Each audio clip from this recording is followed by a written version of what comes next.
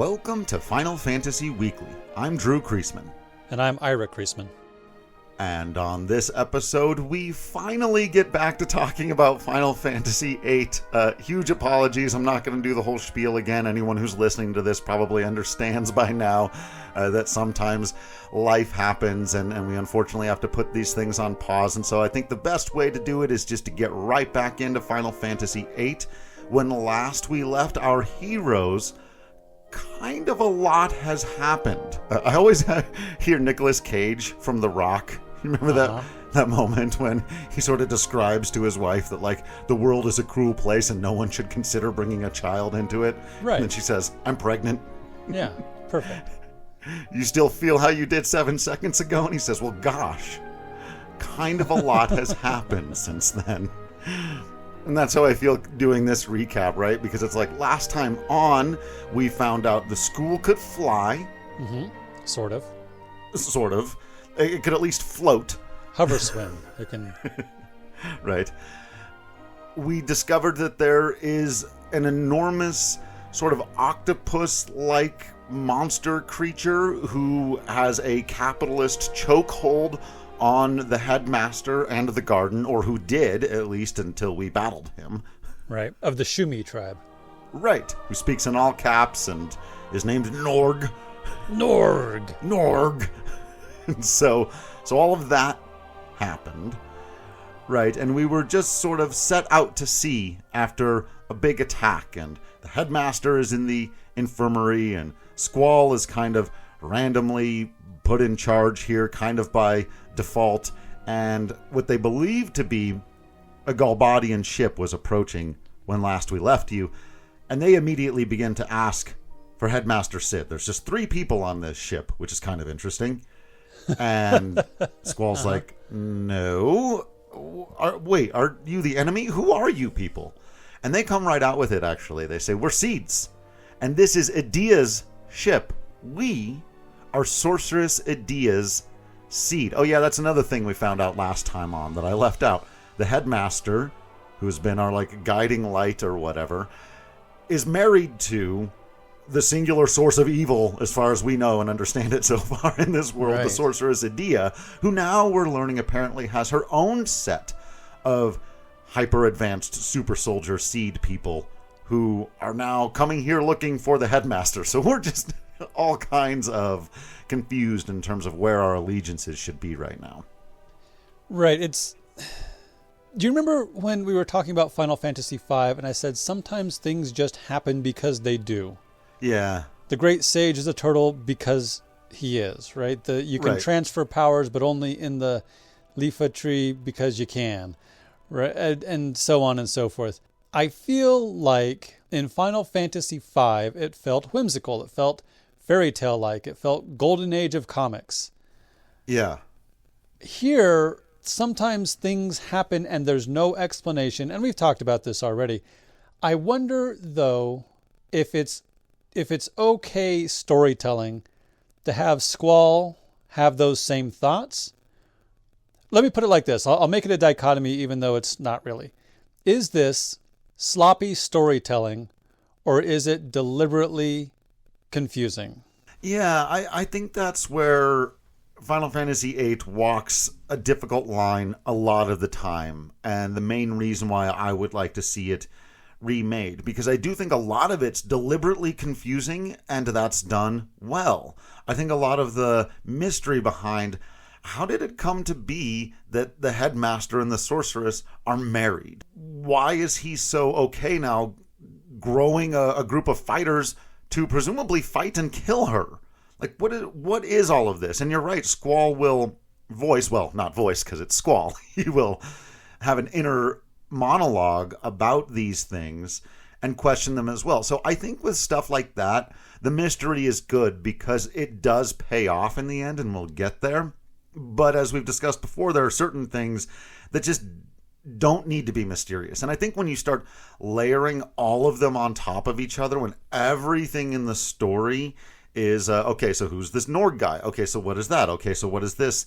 It just becomes a little bit too much. And I think that's probably the biggest storytelling mistake, faux pas. I'm not it is for me personally, some of the reasons why even the best parts of this story can sometimes feel a little bit disjointed. But I do think that when it succeeds in its mysterious, unravel this mystery stuff, it's really good. So, all right. I just think they overdo it. So in this particular case, this is a Galbadian ship, but these are not Galbadian soldiers. Galbadia, the empire, as it were, is still our enemy and has been taken over by Sorceress Adia and her knight Cypher. But these personal seeds of Adia's are maybe not our enemy? Right. So again, I think it could be clearer, but yeah, that's what's going on. And, the idea that allegiances can be messy and confusing, especially, with as militarized as this world is also interesting. I just think it could take more time to get fleshed out. But they jump right into the second part of that mystery, asking after Alone. Yeah, okay. Which, to Squall right now, is just that girl from Windhill, he calls her. Like, it's just some girl who lives in the garden that hangs out. And Headmaster Sid says, yeah, Squall, actually, these guys are right. They know what they're doing. I need you to go find Alone. So again, because Squall doesn't know what's going on, I think it works that we don't know what's going on. But it's a tough a tough needle to thread, as it were. So Squall goes, he's looking for a little girl, right? He knows who Alone is. Right. She's that little girl from Windhill. But there's there are plenty of kids around, but there's no little girl Alone. So eventually we find her in the library. We ran into her before. She's sitting at one of the study tables in the back of the library. Her face has been obscured this whole time. Remember, we saw her at one point. Yeah, early on in the game. Actually, she's one of the very first people you see check in on him after his fight with Cypher, but you have no context for who she is. And then I think briefly you can run into her when he and Quistis are going through the danger room or whatever they call it. Right. And a couple of people in weird outfits who we've now seen again are looking out for her. So Adia's seeds are here in this garden also, specifically bodyguarding Alone, and we never see them except for then. And yeah, she is recognizable by that green scarf. Who is this mysterious lady? Right. But and then turns Squall starts to put it together, right? He's like, wait a minute. Yeah. From his dreams, or whatever you want to call them, with Laguna, the little girl was named Alone. And he goes, wait. You're Alone? The Alone? What is that supposed to mean? The Madonna. The Oprah. But I do love that he comes right out with it and says, you know Laguna, don't you? And she says, I do. I really love Uncle Laguna. So this is our first direct confirmation. Obviously, if you're watching the story or whatever, you're playing the story, they're not doing all of this Laguna stuff for nothing, right? Right. But the characters could have every reason to believe that it's a super weird, magical dream hallucination thing that they're having, and that none of it was real. This is our first 100% confirmation that, Squall's been having visions of real people and real things that have happened, and now he's actually meeting one of them and confirming that the main character of this dream world, Laguna, is a real person. Right. And since Alone is a little girl in the dream world, right, this must have happened 20-some years ago. Right, because now she's a full adult. Young adult, but... Right. Yeah. Young to us. Oh, boy. And so he comes right out with it, hey, what is it that's going on? Why am I experiencing this thing? And Alone says, I'm sorry, Squall, it's hard to explain, but one thing, it's about the past. Confirming again. We could have put that together, but fair enough. Everything else has been confusing enough. Yes, we've been viewing the past. It says, people say we can't change the past, but even still, if there's a possibility, it's worth a try, right? Well, now that we've put that on the table, let's table it, Because we're going to come back to that concept. Yeah, we are. And then Squall, ever the logical one, surmises you're the one responsible. You've been taking us to the dream world. And Alone just says, I'm sorry. Which isn't really a confirmation. Right. But it does imply that she's got some power. Yeah. And then Squall says, why me? I have enough problems as it is. Don't get me involved in all of this. And Alone once again just says, I'm sorry. I feel like this is the most animated we've seen Squall so far. Yes. He's not keeping it inside, and it's not really a sprite. His character model is kind of all over the place. He has that one gesture that he makes where he throws his arm out to the side in kind of general defiance of what's happening, and he's doing a lot of that here. Yes. Yeah. But eventually, this gets broken up before they can come to any kind of resolution when Zhu comes into the room and says, Squall, did you find Alone? And she goes, that's me. And they sort of whisk her off. But as they do, she whispers something under her breath to Squall. And because this is a story where we get the inner thoughts of the main character, we immediately get his reflection upon it. So it's not like a whisper to be revealed later, like we got in the Rings of Power. But it is essentially, help me, Obi-Wan Kenobi. You're my only hope. Yeah, that's a lot to put on one person. Yeah. We talked about this when Bannon was trying to pressure Terra. And how having a chosen one be your hero is really tough. Yeah. And we're going to get into it here more as we continue with Squall's inner thoughts. But a big part of the point of Final Fantasy is we don't have to do it alone. Right. Even when our characters are on their own, they're hardly ever really alone. And so, yeah, that's a lot to put on one person, especially a person like Squall who already feels so alone. Right. And then we get a little more expanding on that because our next scene is him lying in bed and thinking about how he's been fine on his own, that he has the skills he needs to survive, how he's not a child anymore. But then he says, no, that's a lie. I don't know anything. I'm confused. I don't want to depend on anyone. How can I do that? I guess I'll have to end up depending on others after all. And then we get a flashback. Again, presumably a dream. A lot of dreams and flashbacks and time stuff in this one. And we see a small child standing in the rain just outside of a pillared house. And he says, Sis, I'm all alone, but I'm doing my best. I'll be okay without you, sis. I'll be able to take care of myself. And then Renoa comes into the room in real world and Squall kind of jumps awake. I like that he admits to himself that he can't do this on his own. Yeah, this chapter of the story really is about him coming to that understanding. And it's always one of my favorite parts of a Final Fantasy story. And this one's pretty great too. But he's going to need a little bit of pushing from the person who just walked into the room. I love that he immediately says, hey, I wasn't sleeping. Like, dude. my wife will do that sometimes. Yeah. We'll put on a movie. She'll nod off and I'll nudge her. I wasn't sleeping. I'm awake. I'm paying attention. You have no idea what's going on. Let's go to bed. Love it. I also like the idea, or at least the way I see it, is the implication that insisting on being solely self-reliant, insisting on only ever doing it yourself, is kind of a childish mentality. That it is more mature, it's more grown up to understand your own weaknesses, where you need help, and to be able to ask for help. That can be very difficult.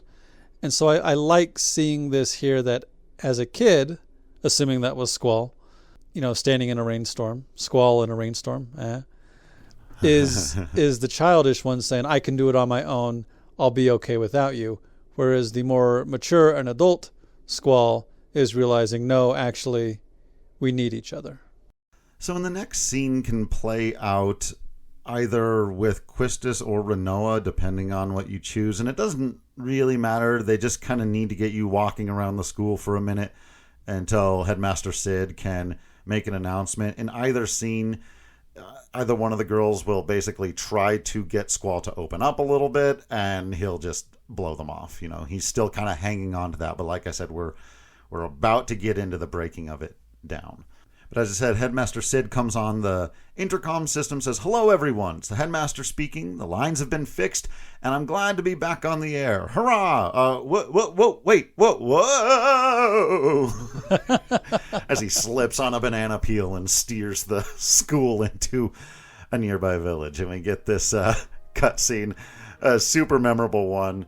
I love this. So that it starts with, you just see some guy like out on a pier, very peacefully fishing off the edge of this piece of machinery. And then he even says, like, "Boy, howdy. Slow day. Slow day. Sure is quiet out here. Nothing happening. Fish are biting." Sure hope no disaster comes my way. And then all of a sudden, a school comes crashing into his pier.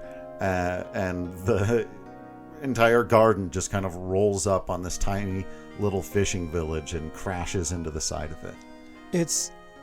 It's a peculiar... Actually, first I want to start with our fisherman suddenly gets a bite, and he tries to keep fishing even as giant building's coming toward him. He tries to pull the line in before running off, yeah. Yeah, he does eventually run away. He's not murdered by this floating building. Right. But this is a peculiar little spot because it's sitting out in the middle of the ocean. Once you get the world map here in a bit, it's like in the middle of this big bridge. Right. Or maybe they're meant to be train tracks. And it's this giant circular disc. You shut Sure. up. Uh-huh. It's this giant disc out in the middle of nowhere, and it's got all these piers and cranes and stuff hanging off of it. Yeah. And nobody explains anything. Yeah. What the hell is going on here? Yeah, it's so weird and unusual and bizarre, and I love it. I often talk about turning that next corner in a Final Fantasy game, not knowing what's around the horizon, as it were. I had very similar experiences with One Piece, which also, by the way, has a middle of the ocean, just completely random locale that you aren't, and you're like, well, this is weird and different, and everything that's going on here is its own thing. And I love that in a fantasy story when you just aren't sure what to expect, and you get to peel back the onion of the world, as it were, and discover all these layers, and this incredible piece of music that comes with Fisherman's Horizon, as we come to know that this place is called. Although they insist upon calling it FH. Why? No, we're from a place called Grand Junction, and people regularly refer to it as GJ. And I don't know if we're just used to hearing it, but that feels like it flows. So Fisherman's Horizon is fine. I don't think you're shortening it. FH sounds so bad. I don't know why. It's really awkward. It might be a translation issue. It might sound better in Japanese. Sure. But I gotta say, I don't call this place GJ. I know a lot of people do, but fair enough. Fair enough. That sounds so weird. If they're both equally bad on your ears, then fair enough. But I love that Sid comes on and says, "Everybody, please remain calm." Oh, now? Starting now. Do not leave the garden under any circumstances until you are permitted.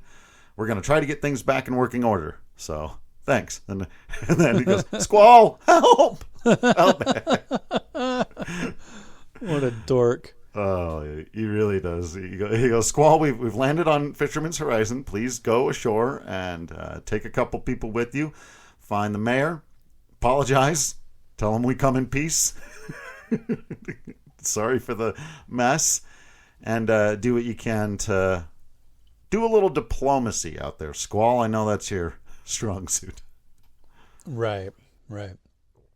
So they use the second floor balcony thingy. Right. To disembark. And there are some people here already, people from Fisherman's Horizon, but we just call it FH, whatever. And they're already here. And one of them recognizes this as Balam Garden and sort of implies that they worked on this, that they know what this is, that they can fix it. And really, everything's just cool. Oh, yeah, we already told the mayor you're here. Make sure you don't fight in town. They make a big deal out of that. Make sure you don't engage in violence. But they're super chill about everything. They're like, for people who you would think would be like, hey, invaders, or whatever. They're just like, hey, man, sorry, we can help you fix up your school or whatever you guys have got going on. Just make sure you're chill while you're here. The mayor's house is over there. You know, they're just like, it's all cool, man. They say that they like fixing things. I really think that this shipbuilding thing was built here, or at least worked on here, because they've got all the equipment they need to fix it, and they're going to get started basically right away.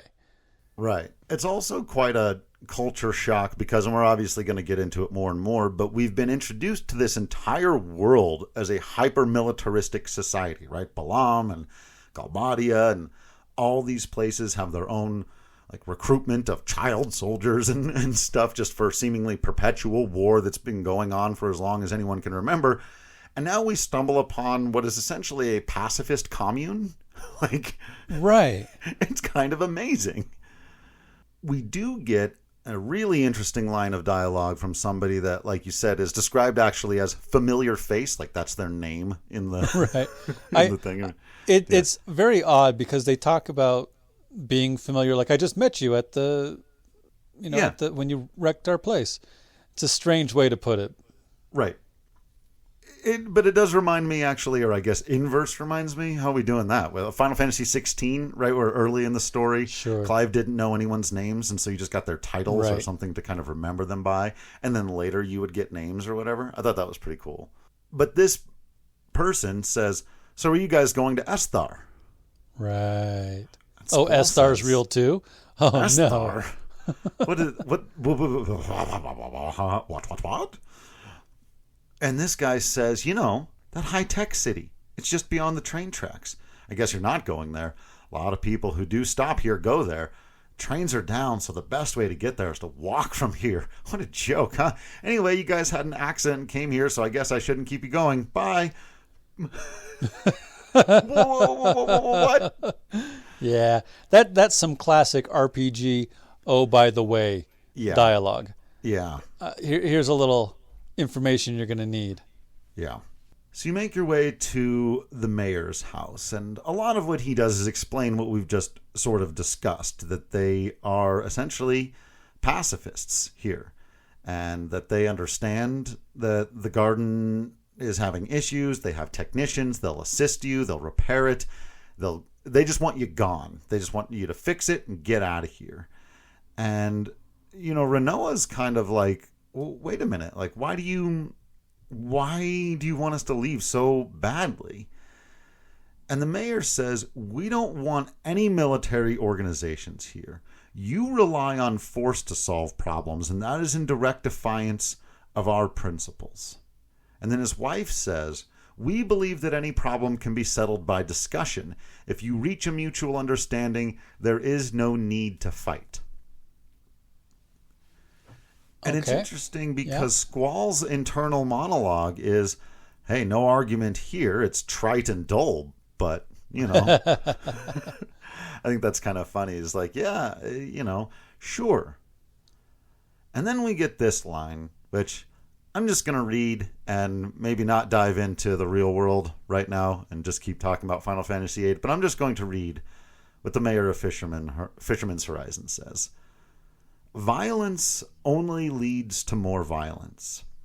And we believe your presence here will attract more violence. And that is why we want you to leave as soon as possible. Yeah, let's keep it Final Fantasy for the moment. I like that Renoa is the first one to question, what's your deal? Because even though she's not a soldier, she's not a siege, she is a revolutionary. Right. She understands that in this particular situation, the only way to resist is to fight back. And so we've got the two lenses on that from the garden, the seed members, and the revolutionary. And then we get this totally different view of just your presence here is going to bring violence, and we're a non-violent place. And they turn out to not be wrong. But I am on the side of let's not actually fight real life people. It's different in a video game. Sure. But if, in a situation where whomever has the most power is enacting violence upon the rest of the public, there does eventually come a point where you can't just let the bully continue to hurt people.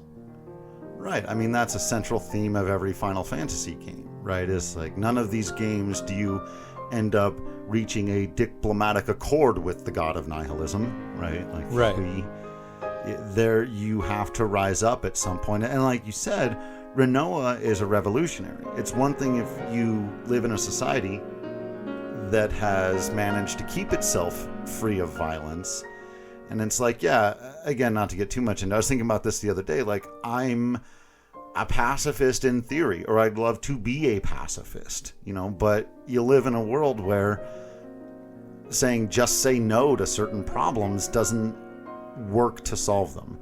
Revolutions are fought with violence, and so a far more important question to ask is when and how can that be done? And so I think, it's interesting and nice to present this group as separate from the world, but when you are living in a world like they are, a highly militarized one, and the violence will literally show up on their doorstep, like you said, proving them both correct in that almost certainly our presence there is what brings the violence to Fisherman's Horizon. Like Galbadia attacks now, like that's the next thing that happens. Right. But it also shows some of the pitfalls of trying to simply separate yourselves from it and look the other way while those people have been committing atrocities against people like Renoa's people this entire time. I want to draw another real-world example here in that we're seeing a lot of labor strikes this summer. And that's not the same as fighting the fascist overlords, but a little bit it is, right? It's non-violent, but it immediately shows that actually there's way more of us than there are of you. And Galbadia, we've seen soldiers complain about getting their pay cut over and over again. It's not only is this world highly militaristic, Galbadia at least is highly capitalist. And so it is interesting to see in the real world fighting the hoarding of wealth through strikes. And then in this fantasy world, well, the Empire is about to show up and force violence into the situation.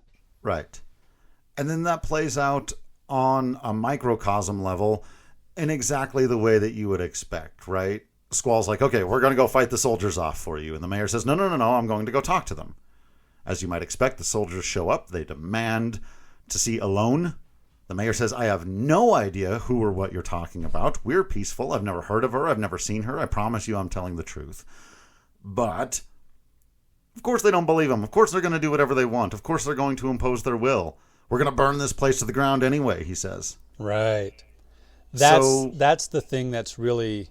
that really gets me. We're going to, whether she's here or not, we're going to wreck the whole joint. Right. At which point you don't say, please, I'm begging you. You say, well, actually, we've got a guy here with a gunblade. Right. So even though, please, I'm begging you is exactly what the mayor says, this is where Squall and he has a little bit of inner monologue too of like, I don't even want to help this guy.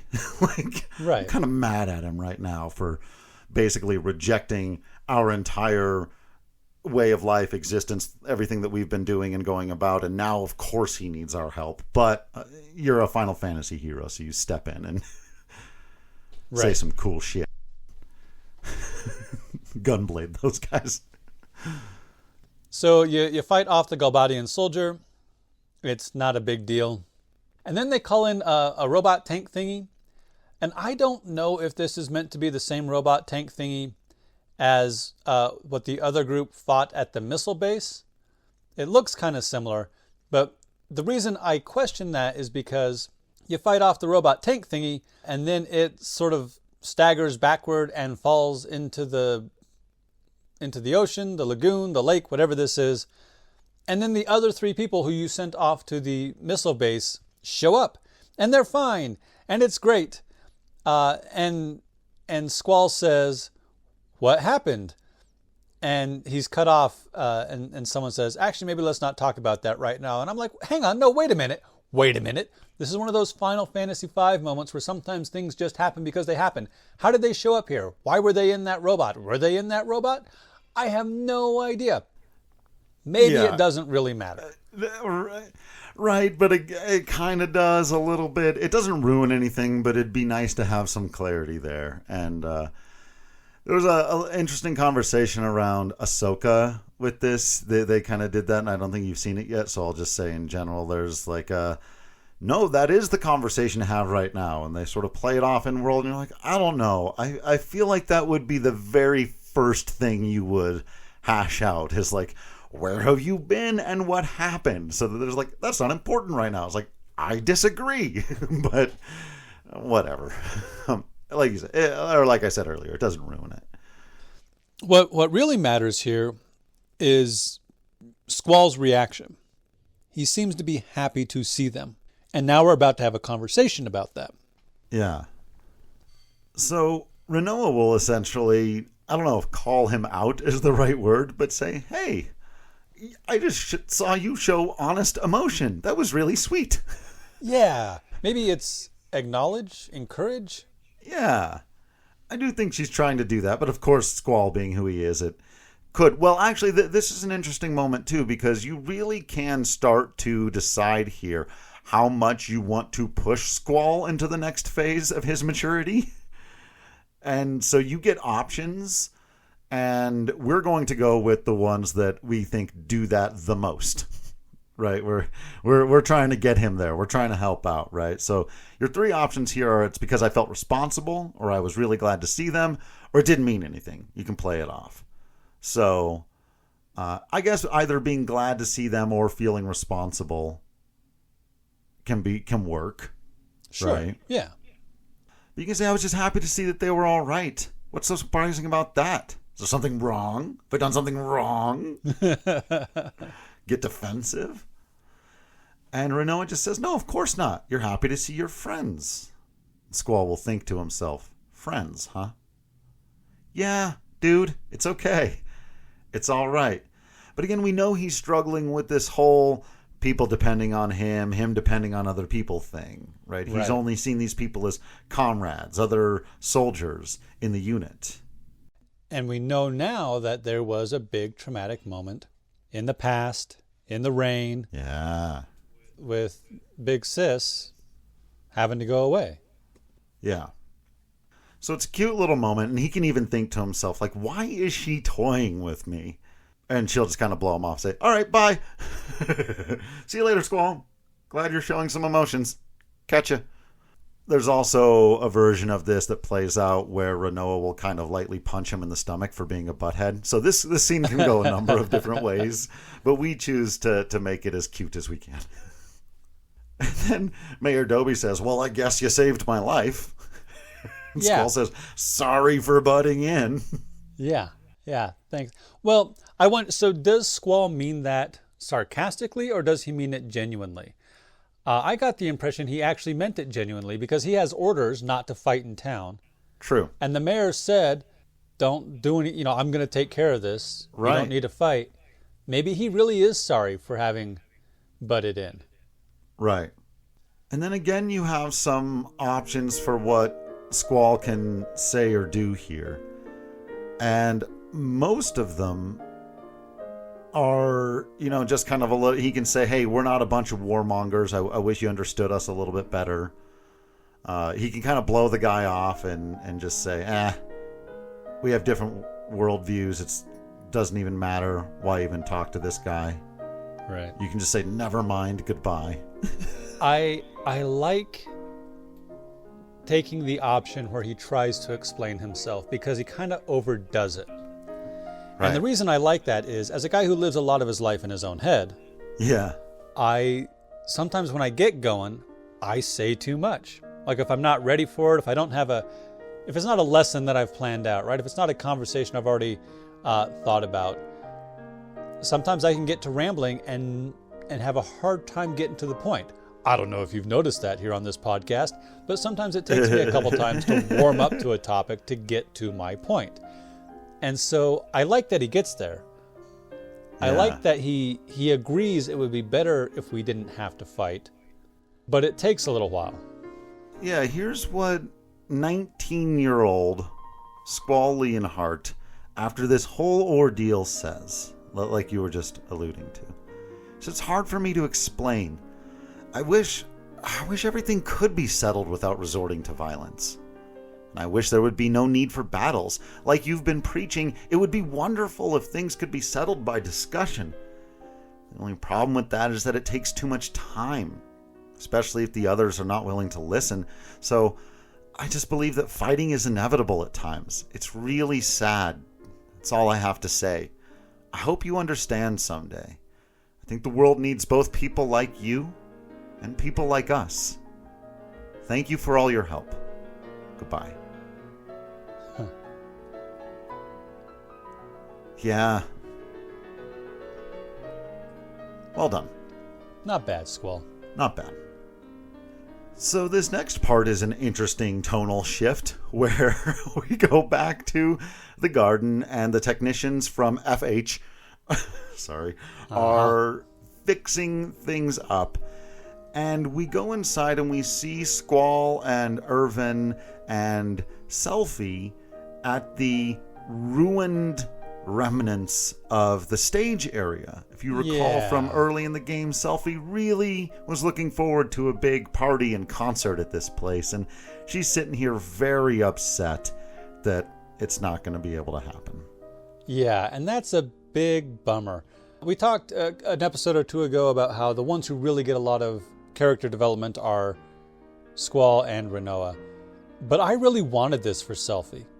I feel like, being the peppy girl isn't her only thing, but it's a big part of her thing. And I wanted her to get to have her party and put on a concert. And now it's ruined. And gosh dang it. Yeah. And it is couched in even more if you must have it be a part of the main plot, right? This is another moment where you can choose to have Squall show a little bit of empathy toward another human being. You can also pass it off to Irvin. Literally, The second option is let Irvin handle this. But again, we're going to push him along this path a little bit. And Squall can walk up to Selfie and say, come on, I'm sure we can still do something. And she'll say, Squall? Being sensitive? That's weird. You're the last person I expected to cheer me up. I must really look depressed. And then Squall, he starts to do this too. His inner monologue will start to be like, wait a minute. Does everyone think I'm a giant asshole? He's starting to realize. Yeah. Am I the asshole? Yeah, right. Hang on now. He even says, I care just like everybody else. There are just too many things that can't be helped, so I don't bother talking about it. But again, he's thinking all of this. He's not sharing it out loud. And Sophie goes, there you go, into your own little world again. Not going to share anything. Squall says, yeah, whatever. Whatever. Damn it, Squall. Come on. I like my own little world. Leave me alone. But they do have a nice little moment, and Squall can leave Irvin to help Selfie figure out the details, but he gives her a little bit of, hey, maybe it'll be all right. There is, Irvin's got his own angle here. He engaged with the Fisherman's Horizon engineers to maybe help with the stage a little bit. Got some ulterior motives here with Ms. Selfie. All of what plays out next is very silly and fun. And like I said, kind of a strange tonal shift from all of the, intense conversations we've just been having about the necessities of violence or not, or whatever.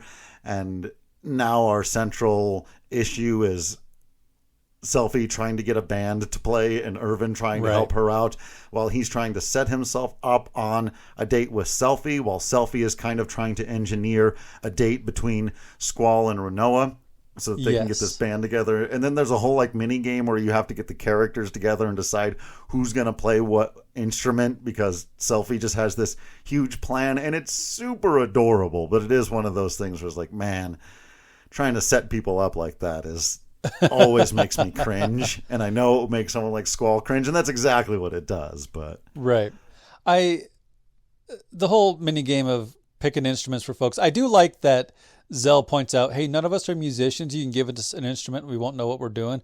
But then they all play them yeah, perfectly. but then that exact thing happens. I know. It's It's very silly. It's kind of strange. yes. Interjecting while editing really quick, it occurred to me while listening to this that earlier in the story, Squall does the same thing where he has absolutely no idea how to dance and then suddenly can do it perfectly.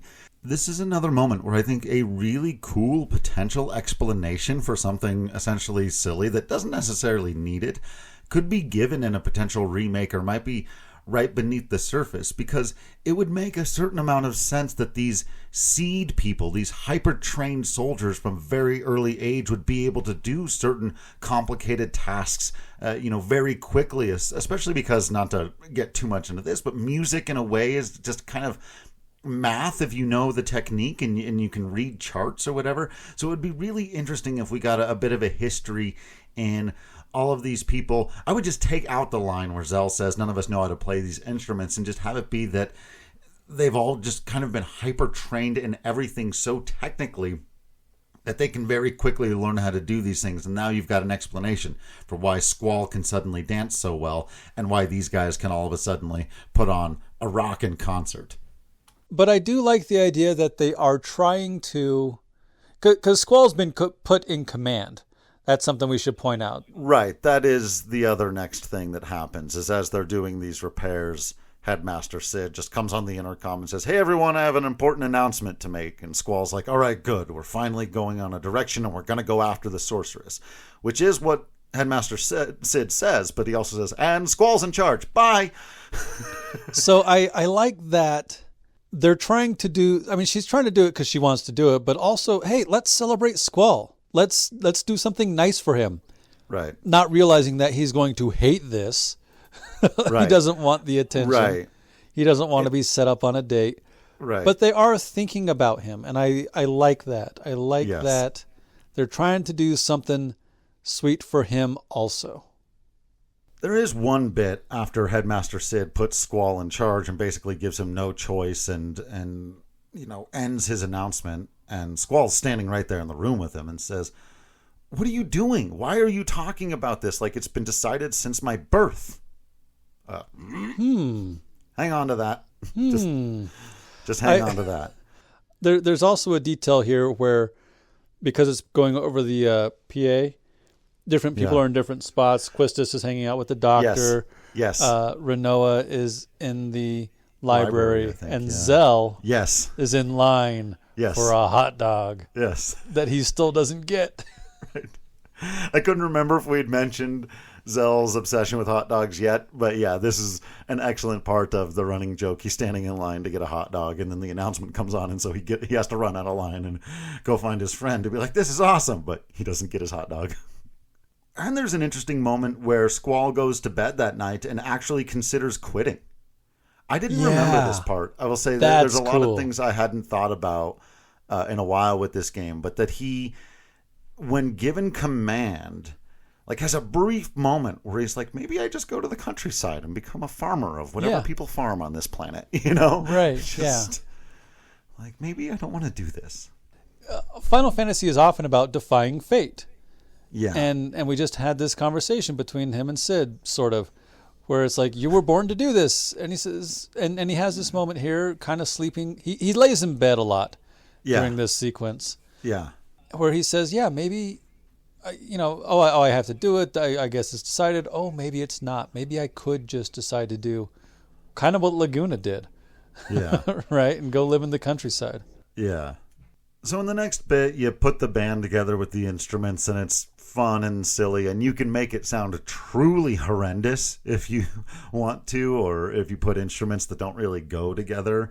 Like, you don't want to put a saxophone on top of a violin and stuff like that. But if you choose some stuff that goes together nicely, they'll put the band together, they'll fix up the stage, they'll play a nice little Irish jig, which again reminds me of Final Fantasy V, the track Harvest. Really good party music. I absolutely love, by the way, that it sounds like a traditional Irish, Celtic kind of jig that you might expect to hear outside at a festival and a bunch of trees around, but you're surrounded by all this technology. And usually in that kind of setting, you'll hear like industrial tones or like darker kind of rock tones and stuff like that. But I love this contrast of like traditional folk music being played while surrounded by all these bright lights and technology and wires and stuff. It's really interesting. There is another song that can be played though. There are 8 instruments, so those 4 play the Irish jig. The other one is a weird smooth jazz version of Eyes on Me. Yeah, which is all right, and I guess maybe sets the mood for the conversation a little bit better. But I always go with the upbeat one. So I always forget that. Again, you can play you can make some choices and play something a little more slowed down. And I guess I'm not sure what happens if you mix them. It just sounds awful. Oh, okay. yeah. It just comes out terrible. It's just a horrible cacophony of miserable sounds. There's so we're going to talk about the conversation that comes up, but I want to point out something that's a bit incongruous. Yeah. In that conversation, Renoa says, I really like this piece, but for whatever reason, this one sounds not as good to her. Yeah. We know now that she is the daughter of General Caraway. Right. And that General Caraway fell in love with and married. Right. Julia. Yes. So she's the daughter of the person who wrote the song. Right. But they don't really... Yeah. Like, we don't know that yet. Yeah. I see, again, now that's one of the mystery things that I really do love. The role that the song plays. Not everything had to be that way. I think there are enough of those that were good. They could have been a little more straightforward with these other things, because the song storytelling is perfect. And this is like the second or third time that it's come up. In one of the flashbacks, they talk very loosely about how she had gone off and written the song, but it was, again, if you're putting the context clues together, and we'll just do it now, the song's actually about Laguna. Right. Even though she ends up marrying General Caraway. So, and then, it's all so good. And of course the song will come back up. So, once the other characters magically learn how to play instruments and get the show going, it allows for what Selphie wanted, which is for Renoa and Squall to have a conversation. And she sort of congratulates him on the promotion and says, I know things are going to get harder for you. This is going to be tough, but I just want to let you know that, you're probably going to try to handle everything on your own. And he thinks to himself, yeah, I probably will. And he goes, she's starting to kind of lean into, you're not going to have to do that. There's this weird moment where some people have said, like in the original, like more pixelated version, it looks like he might like hit her, which he does not do. He throws his arm back and she sort of rolls out of the way, and it looks kind of weird, but... Well, yeah, it feels very pantomime-y. Going back to your comparison to a silent movie, the first part of this, I think, is very funny because she says, when you start thinking, you frown like this, and she copies his movements exactly, and they look at each other, and I think that's adorable. Yeah. But yeah, it looks like he's going to swat her shoulder or something, and she does a barrel roll out of the way. And then she starts laughing at him. And it's weird. They're being like weirdly playful, even to the extent that like he's sort of sitting on this like short ledge next to the stage or whatever. If you've ever been like an amphitheater, if you're like maybe in the back or whatever, and then she just kind of pushes him off the ledge down to this sort of open seating area. And Well, it's the dish. It's the satellite dish. Right. The big satellite dish that was the center of town, where they've got now this stage set up, and it's kind of an interesting, weird, dare I say, romantic. Yeah, kind of. Sort of. But they're both children, and they both react poorly to this conversation they're having. Right. Because she's trying to get him to open up, and he has been a little bit, but she pushes too hard. Yeah. And so it kind of starts there with her saying, I just wish you would rely on us a little bit more, to which Squall goes deep into his own head. Again, back to, am I so untrusting? And this is dangerous, and I don't want to rely on people, but you're going to lose everything, and everyone around you will be gone. Like, he just goes off inside of his own head, like a million thoughts a second, right? And just says, I don't want to deal with any of that stuff. He doesn't say, thanks, I don't want to deal with any of that stuff, even if it means being alone. And Renoa just says to him, I don't understand you, essentially, Uh-huh. And he tries to blow it off. Says, are we done with this? She just says, you're not getting off that easy. You owe me an answer for whether or not you're going to let your friends help you. And Squall goes, all right, fine. I'll ask for help when I really need it, okay? I'll try to trust people more often, okay? That's a pretty good concession out of Squall. I was going to say, I read it with a tone. I assume he said it. Maybe he didn't say it like that. I think he did. No voice acting in these. But, Renoa does respond, what is your problem? So I think I read it with the correct tone, actually. Yeah. Why do you have to be like that? Are you mad at me? Because this really can't be you. And then Squall says, Ira, I'm sorry. And then Renoa keeps kind of pushing, like you said. Maybe goes a little too far. That might have been an okay time to accept a concession. She goes, no, you're not. You just want to get out of here. Why does it always have to be like this? To be fair to her, he's insufferable at times. He is. But also, I think he's made pretty plain what he wants, which is to be left alone and follow orders. Right. And so, yeah, he's difficult to deal with. He's difficult to be friends with. But if everyone would just leave him alone and not try to be friends with him. Right. Then it'd be fine, right? And I think that's what she just doesn't get. In fact, she even kind of voices that. She says, I just don't understand. And then Squall says, I don't need you to understand me. Bro. Yeah. Then he makes it more generic to lighten the blow. I mean, I don't need anybody to understand me. But, okay. Yeah, that's rough. And again, I do understand that. So to some extent, you can't force Squall or a person like Squall to have a conversation on your terms, which is, I think, the biggest mistake Renoa keeps making until she doesn't anymore. But his terms are pretty limited. Right.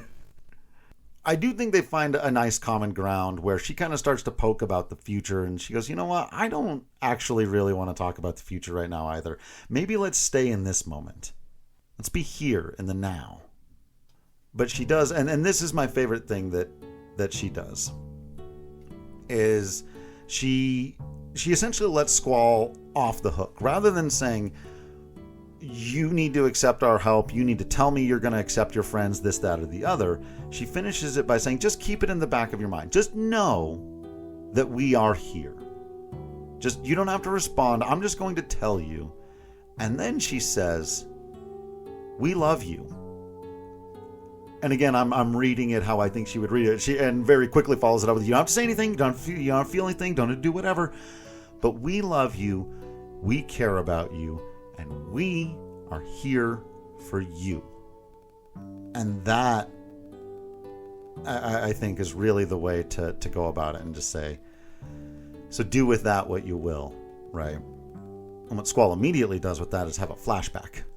Yeah. That same flashback that we saw earlier. Sis, I'm all alone. Because when he was a kid, there was somebody he loved. Yeah. And for whatever reason, she left. And that hurt him for the rest of his life. Yeah. Because that's what happens when you let people in. Sometimes they leave. Yeah.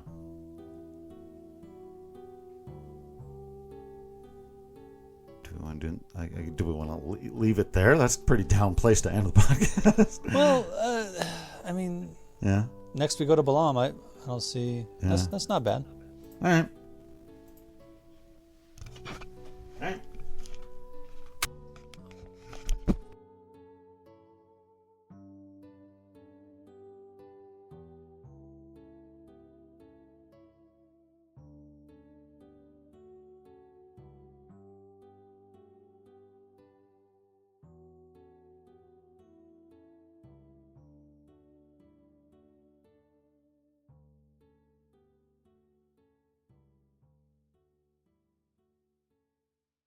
And then Cloud, surmises. Are you the one? Not Cloud. God damn it, motherfucker. First one. All right.